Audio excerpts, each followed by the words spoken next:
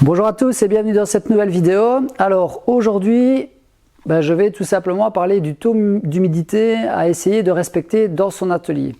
Avant de commencer cette vidéo, évidemment, vous imaginez bien, je ne peux pas débuter sans vous dire merci à tous. Merci pour cette déferlante de bienveillance autour de mon petit coup de gueule de samedi. C'était important pour moi de le faire et maintenant, voilà, je laisse ça derrière et je continue à avancer avec tous les gens qui veulent avancer.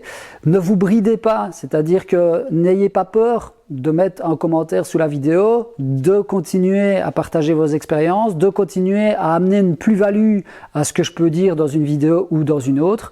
Et si vous faites partie de ces gens qui ont mis des commentaires, je vais dire qui ont pu être à côté de la plaque, comme je disais, ce n'est pas pour autant que vous ne devez plus mettre des commentaires. Je dis juste, voilà, réfléchissez avant de mettre un commentaire si, en effet, ce que vous dites est justifié ou pas et si ce que je dis est vraiment faux ou pas. Alors, en effet, ça m'est arrivé de dire des énormités. D'ailleurs, voilà, pour preuve.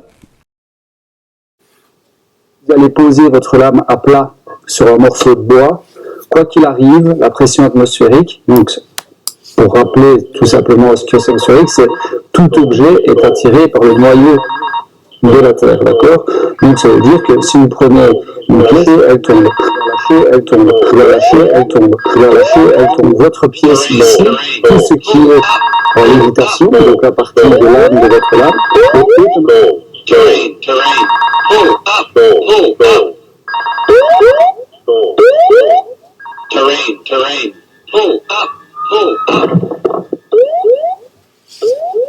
quand je me trompe, évidemment, il ne faut absolument pas hésiter à me le dire, comme la pression atmosphérique ou la gravité. J'étais probablement très mal réveillé. Voilà, c'est des choses qui arrivent et puis c'est pas grave. Voilà, donc ça maintenant, ça reste derrière nous. Encore un énorme merci. Je suis ultra motivé pour continuer et donc je vais essayer de me tenir, comme je le disais, à faire une petite vidéo par jour et vous partager le maximum d'informations la plus pointue possible. Alors aujourd'hui, on va parler du taux d'humidité. Alors pourquoi est-ce que je parle du taux d'humidité? Tout simplement parce que on rentre dans une des deux périodes où c'est critique. C'est-à-dire qu'il va commencer à faire froid. Ce matin, il faisait 2 degrés ici, ce matin en Belgique, et les ateliers commencent à se refroidir. Alors tout le monde n'a pas la chance d'avoir un atelier chauffé ou isolé, et donc ça commence à devenir un petit peu compliqué parce que l'atelier, lui, n'est pas chauffé, avec un taux d'humidité à respecter. Par contre, les habitations, elles, sont chauffées. Donc qu'est-ce qui se passe actuellement? L'air est frais, on chauffe et le taux d'humidité augmente dans les pièces. C'est d'ailleurs, pour les plus observateurs, dans cette période-ci et au début du printemps, que les portes commencent à refrotter. Parce que justement, le bois emmagasine plus de 20% d'humidité ambiante qu'à la normale sur une période étalée au-delà de 72 heures ou 72 heures. D'accord?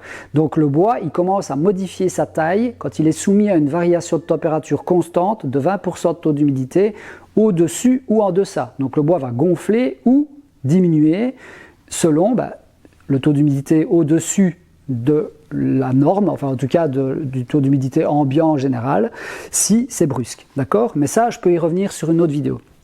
Donc, pour vous donner une petite idée de ce que vous devez faire, investir dans un petit thermomètre avec en même temps un humidimètre ou je ne sais pas comment ça s'appelle, ou testeur d'humidité, donc il va vous donner l'humidité ambiante de votre atelier et vous pouvez éventuellement faire pareil pour votre maison si vous êtes quelqu'un qui travaillait pour vous. Mais sachez que dans une habitation, le taux d'humidité idéal c'est entre 45 et 65% de taux d'humidité, d'accord? Mais ça peut aller de 40 à 70 ou 70. Et vous, l'idéal, c'est que votre atelier se situe dans cette fourchette à 10% plus ou moins dans cette fourchette. Pourquoi? Parce que ces 10% vont vous permettre, dans le cumul extrême supérieur ou extrême inférieur, de rester dans cette tranche de 20% pour amener votre ouvrage là où vous devez le positionner. Et donc, ce qu'il faut aussi vérifier, c'est la période à laquelle vous allez travailler. Si votre atelier fait 5 degrés avec un taux d'humidité de 40 ou 45%, vous êtes dans la norme pour aller l'amener dans une habitation. À la différence, c'est que votre bois a aussi cette température. Donc il ne faut pas avoir peur de mettre un chiffon ou une couverture sur votre ouvrage avant de le déplacer dans votre habitation. Donc par exemple, vous avez fini un ouvrage, une table par exemple ou un petit meuble, et il fait 5 à 10 degrés dans votre atelier, mais par contre le taux d'humidité lui se situe entre 45 et 65% de taux d'humidité. Faites le test chez vous, vous allez voir, c'est relativement fréquent. Par contre, comme le meuble est froid, vous risquez, en le ramenant dans votre habitation, qui fait 20 ou 22 degrés ou 19 degrés pour les plus économes, de prendre justement en surface une chaleur générée de l'humidité, et le bois étant hygroscopique, il va absorber cette humidité d'une manière peut-être trop importante, et c'est là souvent qu'on a des bricoles, aussi en fonction du taux d'humidité du bois.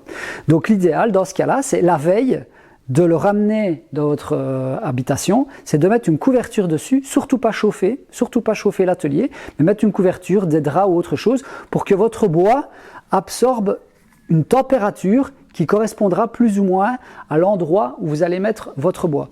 Stockez vos bois dans votre salon 1 semaine, 15 jours, 3 semaines avant de le travailler pour aller dans votre atelier, c'est inutile en fait, parce que quand vous allez le ramener dans votre atelier, vous allez a priori travailler plus que 72 heures ou 72 heures sur votre projet. Donc c'est inutile, d'autant plus que imaginez si vous avez besoin d'1 mètre cube de bois pour faire votre projet, je me vois mal commencer à mettre 1 mètre cube de bois dans mon salon ou dans ma chambre ou dans ma salle de bain pour me permettre justement de stabiliser le bois à la pièce à laquelle je vais travailler. Donc ça, c'est une croyance qu'il faut un petit peu balayer, qui est souvent perpétrée, dite sur les forums, etc. Donc ça, voilà, essayez de garder en tête que c'est pas spécialement utile de mettre vos bois à l'endroit où ils vont aller par la suite. D'accord ? Par contre, le taux d'humidité de votre atelier en rapport à l'endroit où votre ouvrage finira, ça c'est important. Donc petit investissement. Je n'ai pas de marque à mettre en avant ou autre, ça coûte pas cher, je crois que ceci c'était une histoire de 25 € et c'est très pratique. Donc atelier et habitation. J'espère que ça vous aura donné une petite indication de vers où aller et comment comprendre le travail du bois, et puis je referai probablement une vidéo peut-être un peu plus approfondie justement sur les variations du bois pour fabriquer des portes ou bien des planchers ou ce genre de choses, à quoi regarder pour que le bois puisse travailler et que votre travail et votre ouvrage restent stables. Voilà, donc je vous souhaite à tous une bonne soirée et vous dis déjà à demain pour de nouvelles aventures. Salut, salut!